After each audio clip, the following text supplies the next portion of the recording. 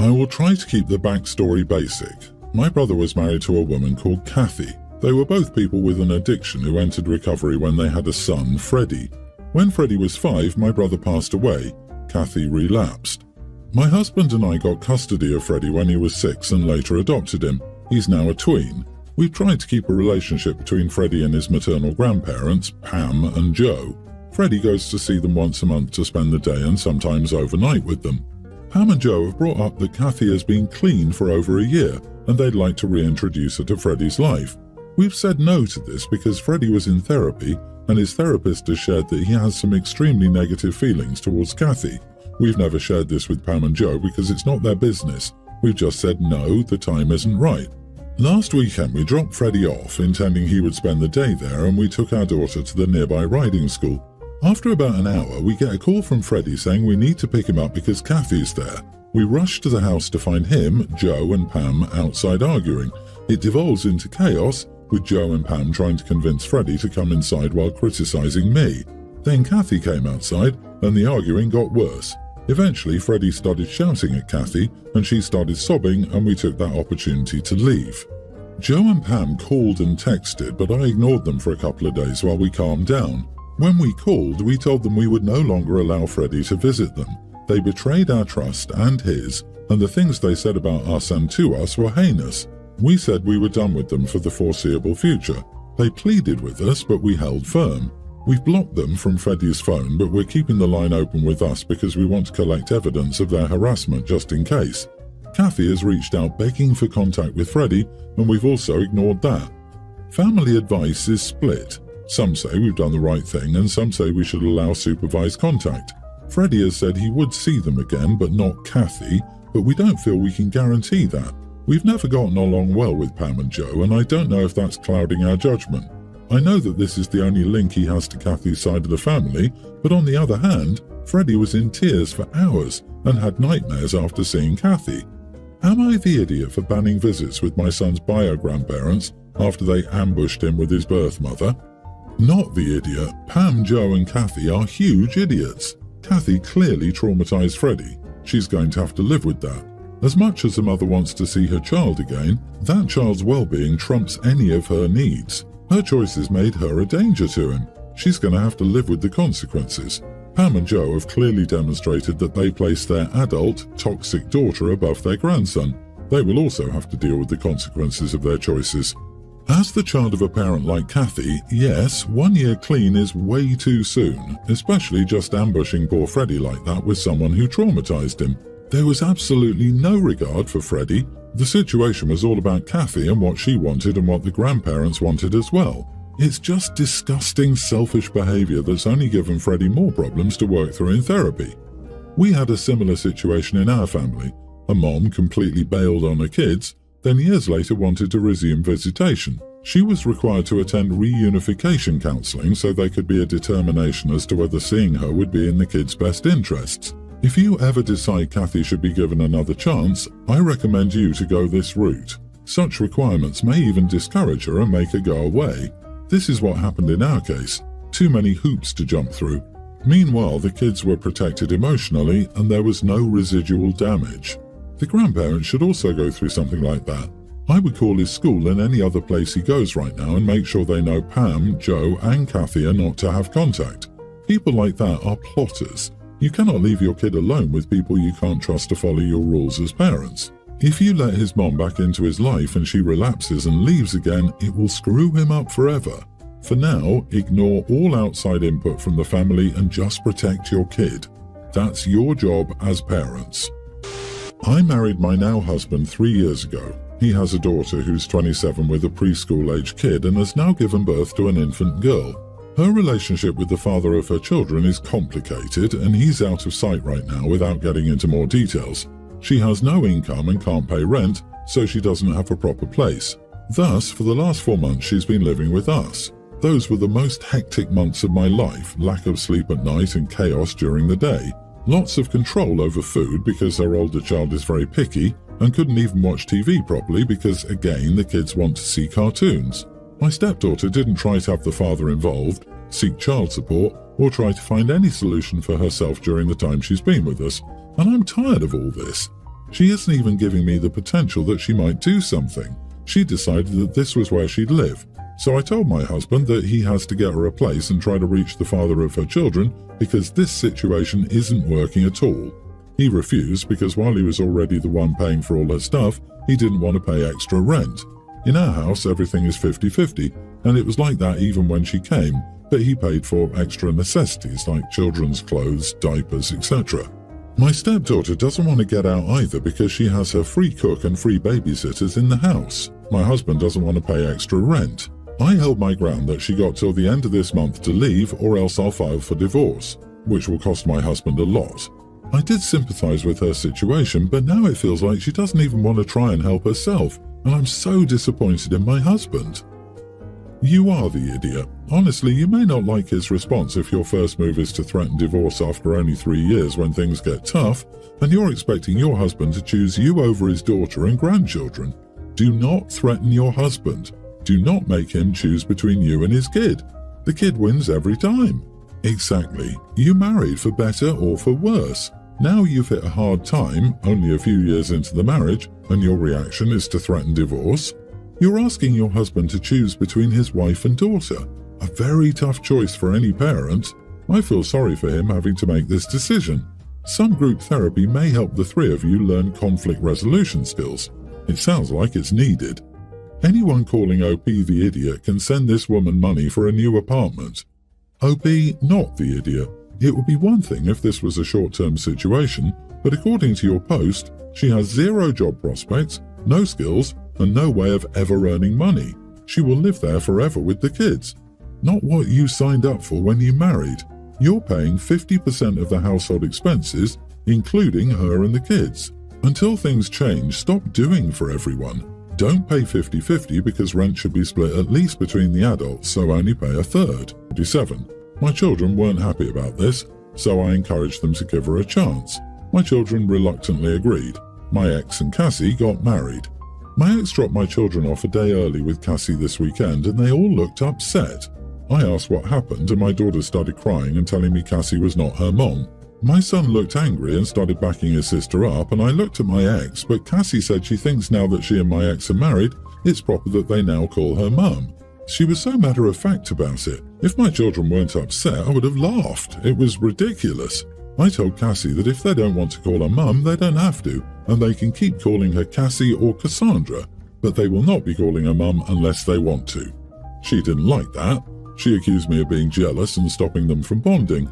I told her if anything, you're driving them away. My ex asked me to talk to them and think about it. I told him I would not force them to do something they clearly didn't want to do.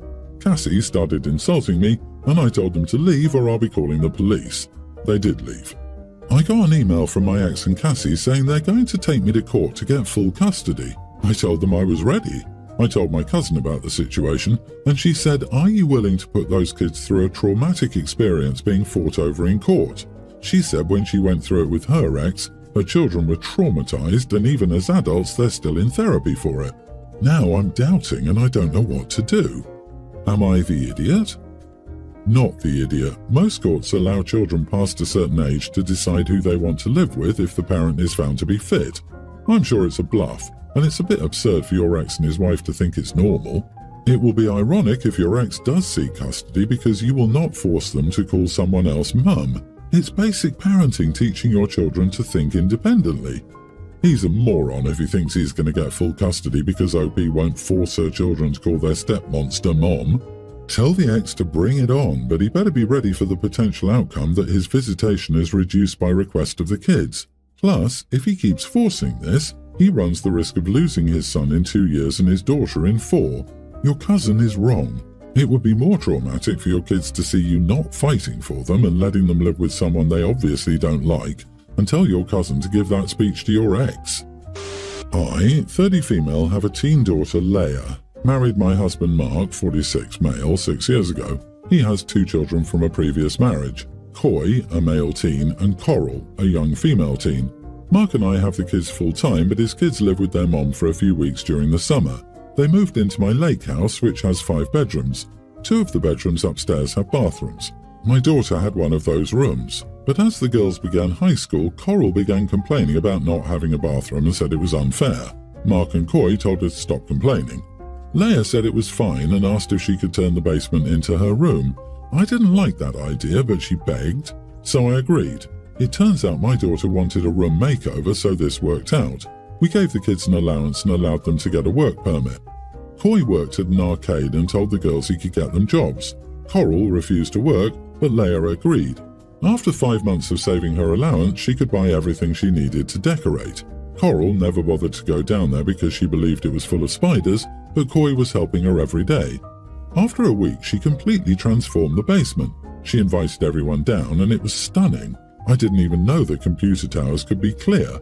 She looked so proud. Coral then screamed that it wasn't fair and that she wanted the basement now. Everyone began yelling at her, but she began crying. Before we knew it, she ran over to the computer and threw the tower on the ground. The glass shattered and one of the monitors fell to the floor, also breaking. My daughter cried. I explained to Mark that Coral has to pay for this. He said her emotions were just high and that we'd get situated when everything calmed down. I ran to Coral and yelled, saying that she was on punishment. Mark disagreed and I didn't care. Coral was unnecessarily crying and ran to her mother's car. Coy was trying to help my daughter, and Mark tried to hand her $300, but Coy explained that Coral had caused about $1,000 worth of damages. He said luckily the expensive pieces in the case were saved, but the case itself was about $450 and the monitor was $200. Mark explained that he didn't have that kind of money, so I said she couldn't come back until my daughter's stuff was repaired with a sincere apology. Coy agreed and Mark was upset, saying he couldn't do that to his daughter. I told him to leave if that's the case. Mark left for a few hours and handed my daughter a check for $1,000. I explained that Coral couldn't come back if there was no punishment. My husband's ex-wife is saying that I'm banning her from our home because she didn't deserve the bigger space and that we were treating Coral unfairly. But I said she did that. There was nothing unfair about the situation. The ex just hung up. Now my husband's ex-in-laws are bombarding him with phone calls saying he's a horrible dad. His sister even said he's being a bad parent, and they're best friends, so it's really getting to him. This happened last night and he hasn't gotten up yet. Should I apologize? Am I the idiot? Not the idiot. Coral sounds like a spoiled brat, and Mark needs to realize that as a young teen, she should have a better handle on her emotions than throw a tantrum because someone else has something nice that she wants. She should apologize for behaving like a toddler, and Mark needs to stop coddling his kid. At least the older brother seems to have a clue.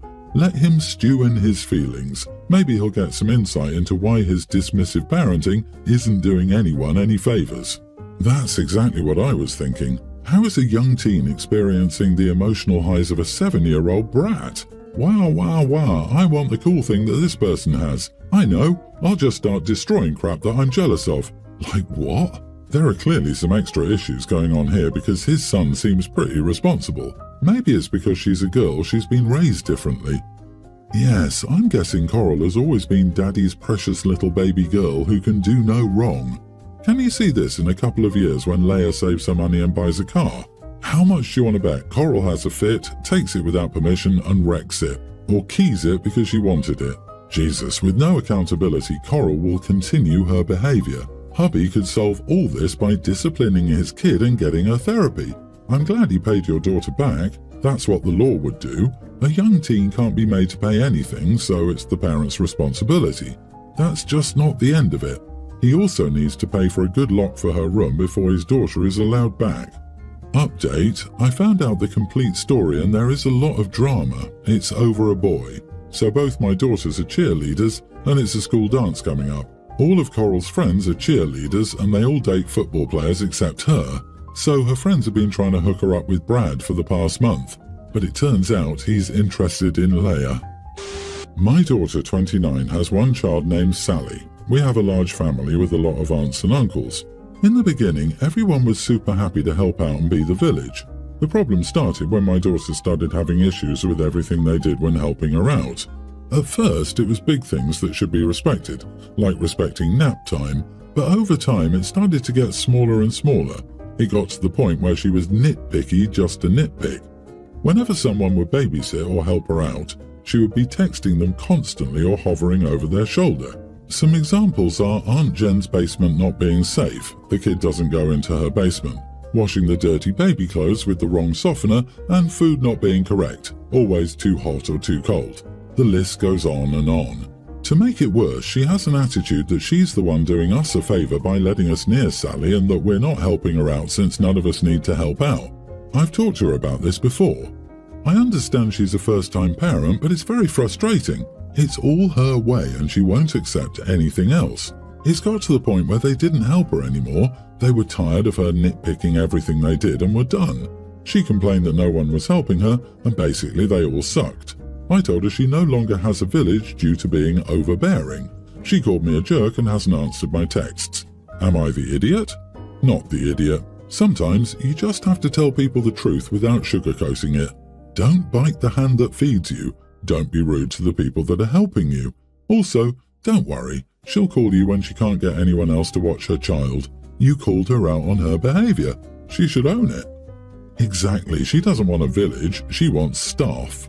The solution to this problem is for your daughter to hire someone paid to follow her instructions exactly. When people favour babysitting, as long as the baby is safe and warm, clean and fed, your daughter has nothing to complain about. Sounds like your daughter has extreme anxiety manifesting as control issues. Have you talked to her about possible PPA or PPD, or general anxiety disorder? You are the idiot. As her mom, I'd be worried about the source of the behaviour instead of judging her. It sounds like maybe she's a single parent since the story doesn't mention a partner. Doing it all alone definitely increases the risk of PPA or PPD.